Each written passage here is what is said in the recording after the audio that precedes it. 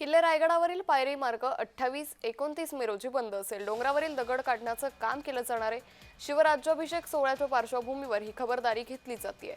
त्यामुळे किल्ले रायगडावरील पायरी मार्ग हा 2 दिवस बंद असेल।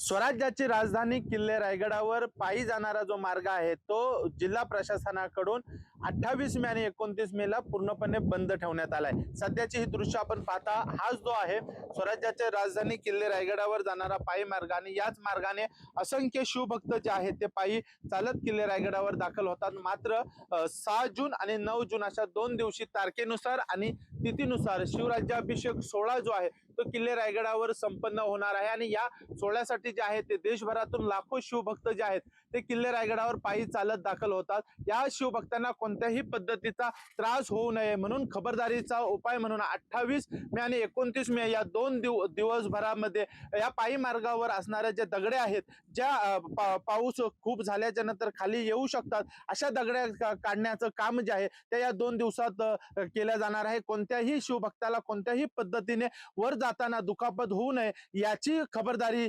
जिल्हा प्रशासनाकडून घेण्यात आलेली आहे आणि त्यामुळेच 28 मे आणि 29 मे या 2 दिवस जो आहे तो पायी मार्ग पूर्णपणे बंद राहणार आहे। अजेश नाडकर, जय महाराष्ट्र न्यूज, रायगड।